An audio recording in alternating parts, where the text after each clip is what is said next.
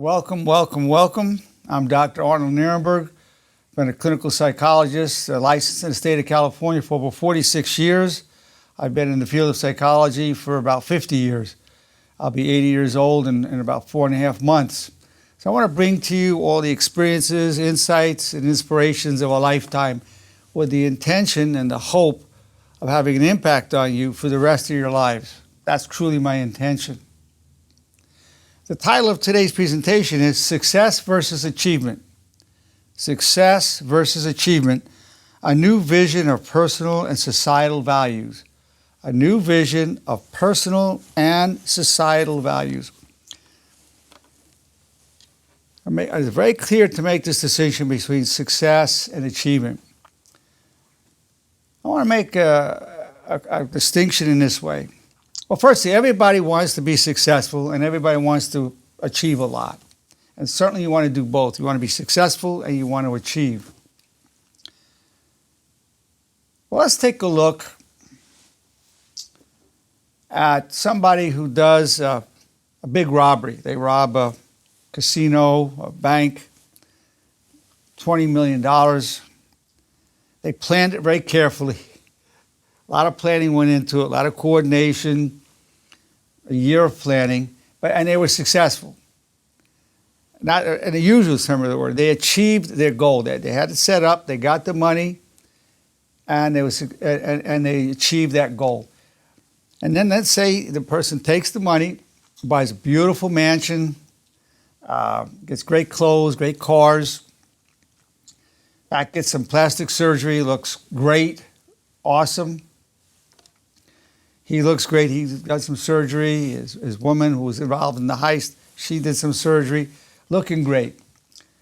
So people would say, and they look at them and say, well, they're very successful. Very successful. I mean, they're achieving their goals. They're achieving their goals.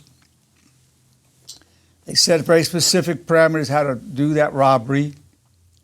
And they have the money. There's a reason I'm using this example. Now, I would say, although society could look, they don't know anything about how they got the money or whatever, they would say, this is a very successful couple, and they go to the tennis club and they mix with the rich and famous and accepted into all kinds of elite circles. So somebody look at it would say, well, this is a successful person, a successful couple. Look how good looking they are, right? They're bright and charming and rich with their cars and houses. I would say that person is not successful. I would say that person is a loser, a failure, a flop.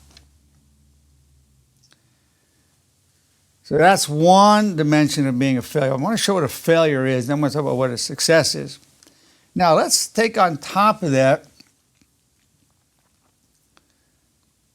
somebody who made their money, let's say in the stock market, made a lot of money, and they're rich, the same thing, they have that car, the mansions, and they do the plastic surgery and beautiful clothing and all the rest, they look great, and they obtain the money legally. But then the person, he's married, he has affairs, he's always getting high on drugs, heroin, cocaine, whatever. And so he's getting high, he's being with other women. Now society could look at that guy and say, look how rich he is and good looking and he's got a wonderful career. He's made all this money in stocks. But I would say that person's a loser, a failure, a flop. That's not success. That's not success. He achieved his goals. He had to do a lot. He worked hard. He was talented. He made it honestly, but he's still a failure. He achieved his goals. So he achieved a lot. The person who stole the money achieved a lot as a thief. This person achieved a lot as a stockbroker, a stock investor. But they're both failures. They're both failures, losers, flops.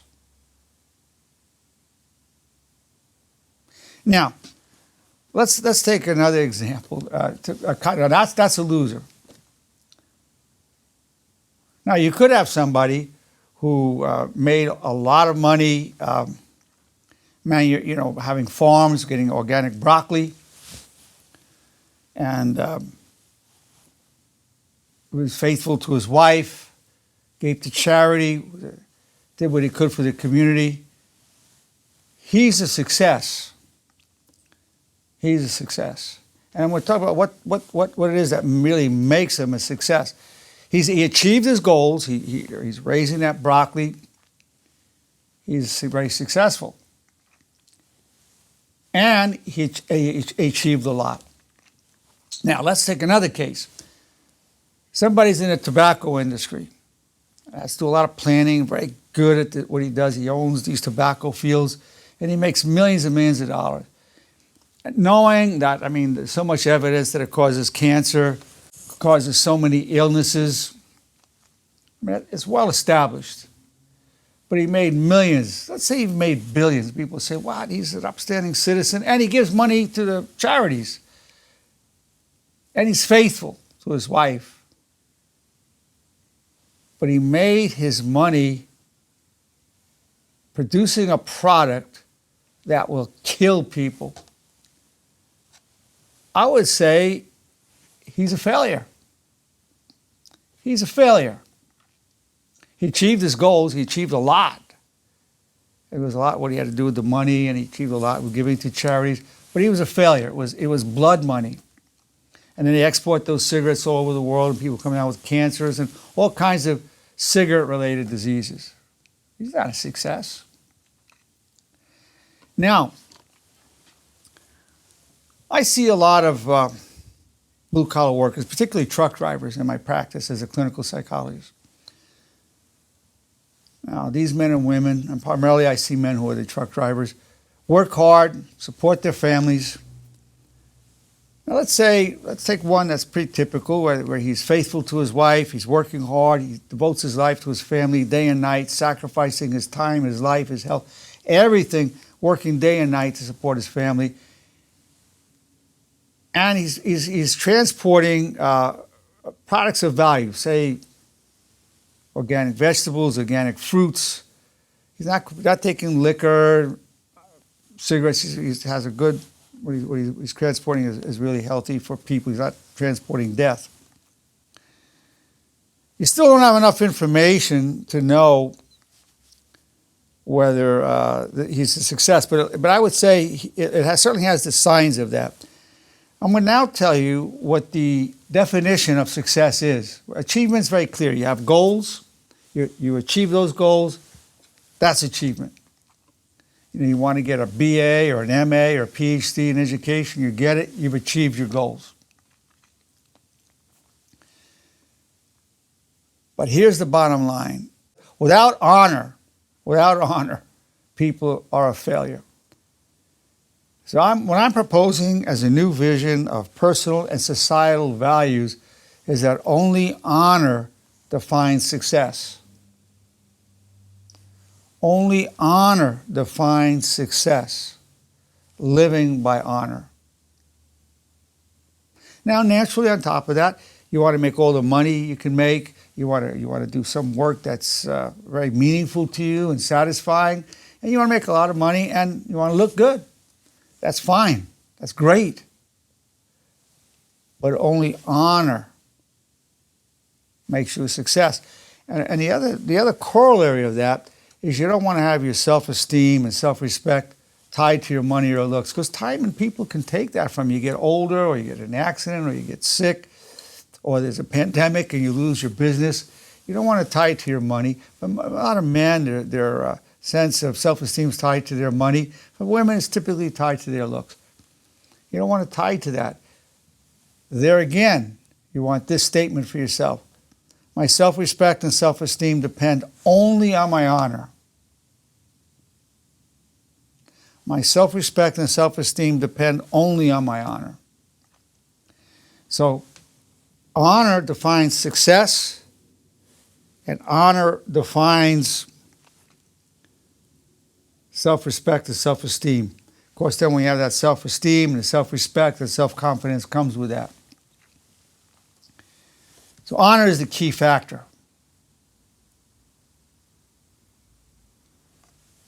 Now, when I talk to a lot of my patients who are following the path of honor, because I have the honor teachings, I'll look at them and I know they have low self-esteem, where they feel they're behind in their goals. So we haven't achieved everything you wanted to yet, but you're very successful. I see so many highly successful people that they're honorable in their thoughts, words, and actions, or they're working in that direction. That's the direction they're going in, is to monitor their thoughts, their words, and their actions, to be in compliance with the code of honor that I teach. So many of my people are very, very successful. And here's the unfortunate part. Many people don't feel they're successful. Why? Because in society's eyes, if they don't have a lot of money, or they're not a gorgeous woman, then they feel they're not really that successful, because it's only honor. So what I do on my community of people that I work with, I have the good fortune, the privilege of working with just wonderful, successful, truly successful people. So how do you achieve honor? Because that's what defines success. So honor is loyalty to your highest constructive values as enshrined in what I call the 4 commandments of honor. They're also called the 4 principles of honor, or the 4 self-commandments of honor. These commandments are not an external command. It's honor that already exists within us, and we're commanding what we already believe to arise into consciousness, into thoughts, words, and actions. So the 4 commandments of honor are these. I wish you well. I take full responsibility for co-creating my reality and my problems. I'm grateful for the power I gain from hardship. And then one of 2. If you believe in God as I do, God, your wish is my only wish. Otherwise, you take the other one, which is, I seek always to serve my highest values. So there you have your 4 commandments. Then you want to take a pledge. I give my people a pledge, and have well over 1,100 people have taken this pledge over the last 6 years. And the pledge, they have to commit yourself to a lifetime, and that goes this way. As a disciple of honor, I pledge myself for all the days of my life to the 4 commandments of honor, and I'll teach them to those I love. I'll repeat them every morning, afternoon, and evening, and listen to myself recite them. I tell people, welcome to brotherhood, welcome to the sisterhood. Now they're committed to this path of honor. Then the next step is having a bridge from the realm of honor into the realm of external reality. The bridge is, what's the most honorable thing to think, say, and do? So they say the 4 commandments of honor, say the bridge, and then any situation they're in, they then ask the question, what's the most honorable thing to think, say, and do? So it'll go this way. For me, it's, God, your wish is my only wish. I wish you well. I take full responsibility for co-creating my reality and my problems. I'm grateful for the power I gain from hardship. What's the most honorable thing to think, say, and do? Now, when you're repeating this, some people feel really good when they say it, and some people don't. I don't particularly feel great. I've said it so many thousands of times. But it's not long enough to be boring. But the repetition is preparation for application. And that is awesome. This is totally life-changing. It affects us at a cellular level. It creates an optimism. It creates an integrity. A beautiful lifestyle. Now, 2 derivatives of what I call the warrior's commandment of honor, which the warrior's commandment of honor is this one. I'm grateful for the power I gain from hardship. There's 2 derivatives. What's the best true story I can tell myself about this problem? And I'll come back stronger than ever. These then add to the power, just add to our way of honor. Then we have what I call becoming devotees of honor. For advanced people, we've got maybe 20, 25 people that I've given the pledge to become devotees of honor. And they're committing to saying the supremacy of honor code 3 times a day when they're doing their commandments in their bridge. The supremacy of honor code is this: honor before pride, honor before anger, honor before sex, honor before money, honor before fear, honor before everything, honor before life itself.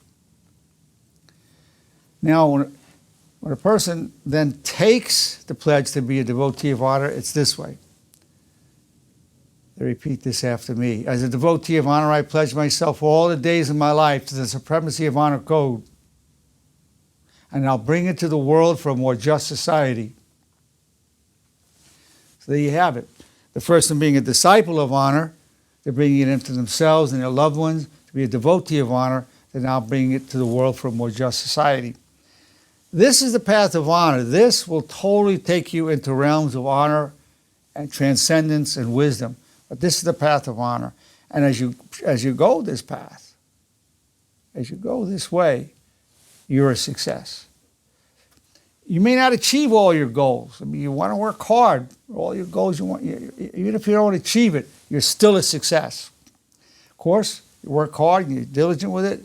With these kind of attitudes, you're more likely to achieve your goals. Whether achievement or not, you're a success. I know somebody who spent many years in prison, and he became a disciple of honor, and he was living that code, and he was repeating the commandments and the supremacy of honor code. And all his friends had graduated college, married, had kids. But I keep telling him, you're very successful. You don't have those things. You haven't achieved your goals yet, but you're a success. And he couldn't believe it. I said, yeah, you're now an honorable man. You have honor. You are a success. So this is why I call it a new vision of personal and societal values. A very different vision of it. Now, certainly you want to be able to achieve your goals, and achieving your goals is important. What's even more important is who you become as you're going after your goal. As Tony Robbins has said, as you're pursuing your goal, who you're becoming on that journey is as important or even more important than achieving the goal itself. Well, it's my pleasure to present to you a new vision of personal and societal values.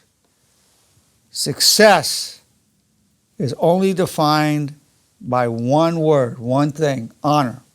It's my pleasure to present to you Success versus Achievement, a new vision of personal and societal values.